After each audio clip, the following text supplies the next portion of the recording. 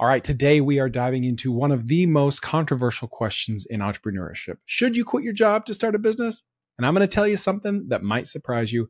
Sometimes the answer is heck no, and sometimes those boats get burned for you, whether you like it or not. And here's what I mean.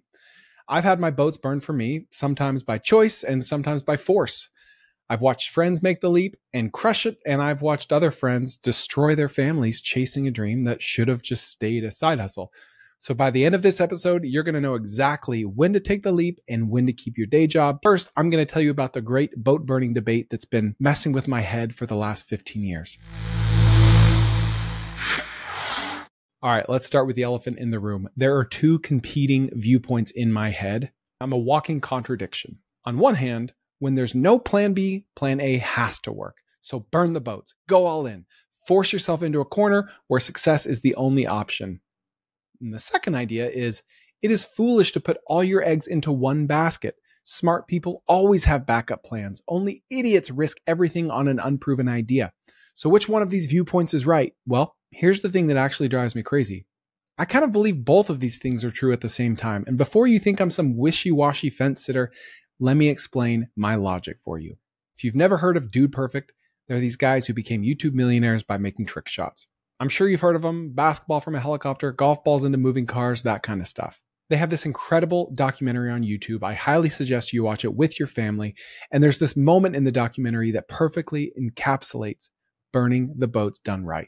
So Dude Perfect started as 5 buddies down at Texas A&M. They started making trick shot videos. They started going viral. They started getting sponsors, but it still wasn't like a business that could support all 5 of their families.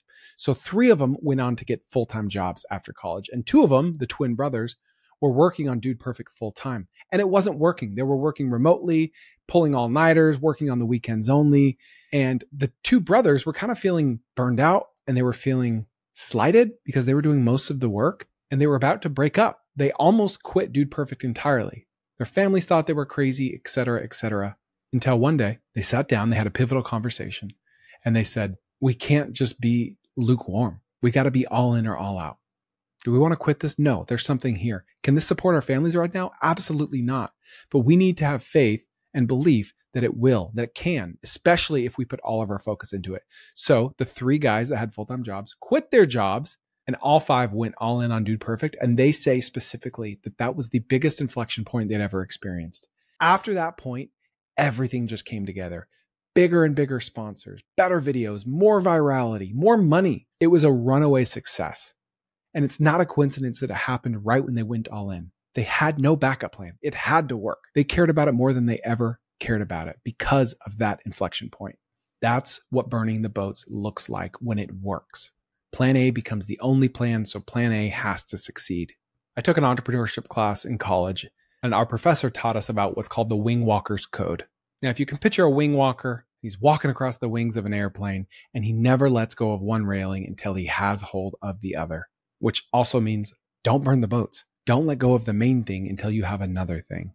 And I also believe in that too. It just depends. It depends on who you are. It depends on the situation. How much experience do you have in the field? Are you able to go back to your job if your business doesn't work out? Some people are, some people aren't. How competitive is the market that you're in? Both of these viewpoints feel right to me. Both feel smart. It just depends on you. It depends on understanding the difference between burning the boats by choice and having them burned for you. And I've experienced both. So picture this, I'm 25 years old. I just sold my first real business called Phone Restore. I'm feeling pretty good about myself. And I've told the story before, so I'm going to make it really quick. Long story short, the deal with the buyer did not go as well as it was supposed to have gone. And it got a little ugly, got a little contentious. My income went to 0 overnight, literally, unexpectedly, by no fault of my own. Luckily, I was working on something else. Of course I was. I'm always working on something else. But I had to make that work. And I had such a chip on my shoulder from this deal that was quickly going south that further added fuel to the fire. And that next business was how I made my first $1 million. It's how I built this house that I'm living in today. And had that deal not gone south, who knows where I'd be today? I don't think I would have had as much drive. And since that moment, I've had a couple other burn your boats moments, and they've worked out just as well, if not better. And conversely, whenever I have a really profitable business and I'm still tinkering with other ideas, those other ideas just don't go as well, because as soon as I hit some roadblocks or friction, or I get annoyed with customer acquisition, then I just move on to something else because I'm able to. I have that luxury. I had this company called Presto Cars once, and it was a concierge car buying service, and it was working great, but I hated it, so I quit it. It could have been a big, big business, but my main business was crushing it and making a lot of money, so I just didn't have the drive. So a lot of this also depends on you. What type of person are you? But me, when there's no other choice, I have to make it work. Here's another personal story for you. So as a member of the Church of Jesus Christ of Latter-day Saints, I've never tasted alcohol or drugs or any of that. So when I go to networking events and someone offers me a beer or something, the temptation to drink that beer is exactly 0.0%. Because as a kid, I made up my mind, I am never going to touch that. And I never have, and I never will. And it's easy to say no because it's not even an option. Like I would not go to Walmart right now and key all the cars in the parking lot. That's not a temptation. It's not even an option. It will never happen for me. Now, fast forward to when I'm 31 years old, I look in the mirror and see how fat I'd gotten in my 20s. I was 260 pounds and I knew I had to make a change. I had to lay off the carbs, but most people fail at diets and I was no exception. I had tried diets in my 20s. I heard about keto, I tried it, and there was one secret hack that worked for me. And I just treated carbs like alcohol. That's it. Just as if there were alcohol sitting on the table, there was no chance I was going to drink it.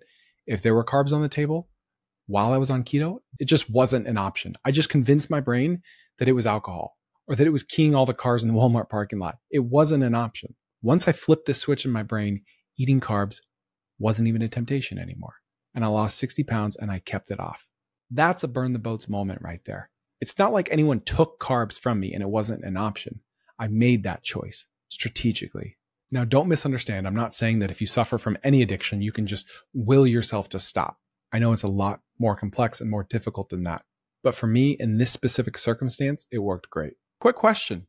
What if there were a private community out there of people that were building businesses based on this podcast? Well, I just made it. And it's only for business starters and business builders. It's called TK Owners. And it's basically like having me and 100 other business geniuses as your business partner, but you give them 0% equity.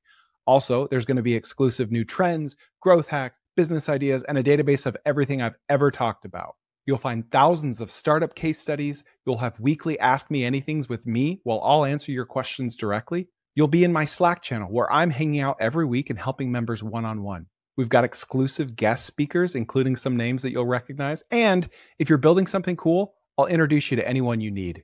TK Owners is the fastest way to plug into a smart, ambitious group of builders and accountability partners that are sharing wins without the fluff.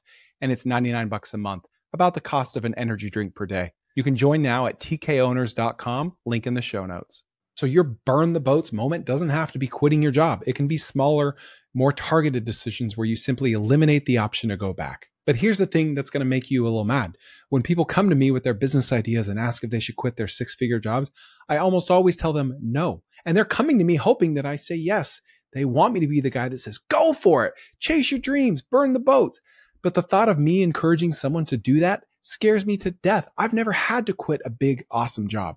So I really have a hard time advising someone else to do that, especially when they have a family, especially if they might turn out to be a crap business owner. I don't know. So there's a key distinction here that everyone is missing. Burning the boats is not taking a poorly calculated risk. If burning the boats is done right, it should feel like an obvious decision. And you're going to hear that in the conversation we'll get to in a minute. It should feel like the only decision. I'm used to someone else lighting the match when my boats were burnt. That's not normal. Sometimes that fire arrow comes out from behind the ridge and lands right on my stern, and there's nothing I can do about it except figure out how to swim. So here's the $1 million question. How do you get all the benefits of burning the boats without the stupidity of taking massive, poorly calculated risks? So let me paint you a picture. Meet John. John makes $180,000 a year working at a corporate job. John wants to open a mini donut stand, not just one stand, he's all in. He wants to create a franchisable model that he can scale nationwide. So John comes to me and says, Chris, should I quit my job and chase this dream?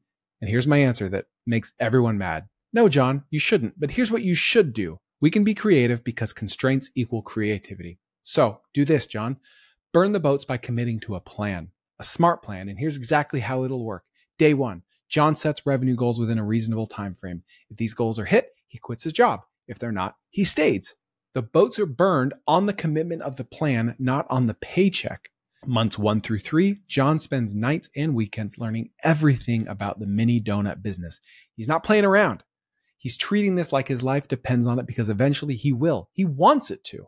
Months 4 and 5, John finds and buys a mini donut cart on eBay. He's not going to finance 200 grand for a storefront. He's starting smart and small.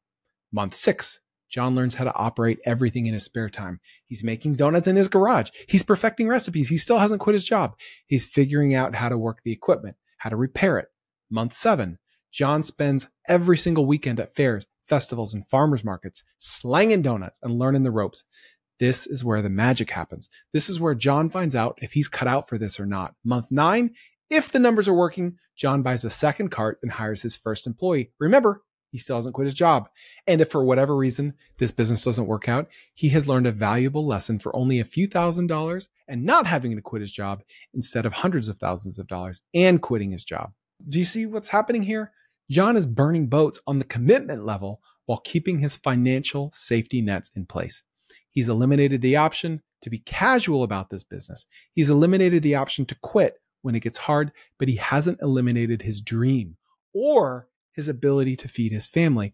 This is how you burn boats intelligently and strategically. You remove the ability to be half-hearted without removing your ability to survive. And here's the thing. Most people aren't going to do this. You know why?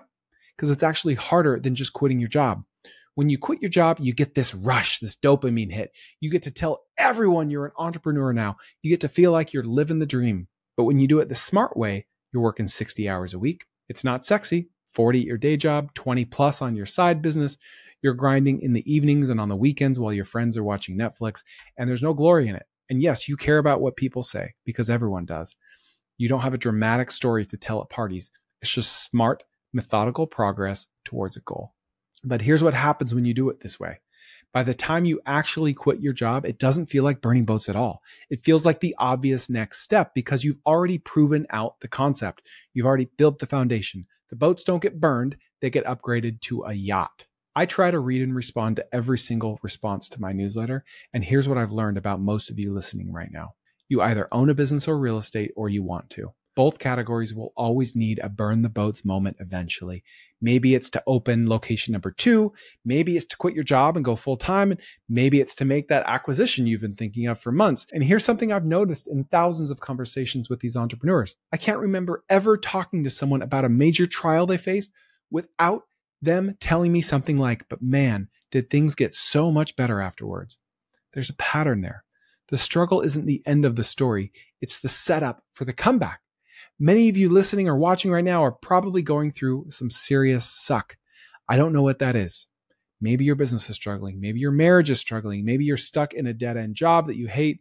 Maybe you're drowning in debt or dealing with family issues or health problems. But I don't know your situation. But I do know this. Your greatest days are ahead of you.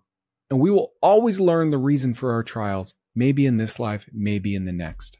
But what I've learned about burning boats, whether by choice or by force, is if you burn the boats and run out of coconuts, you're about to find a herd of cattle in a spring. Not what you expected, but maybe even better.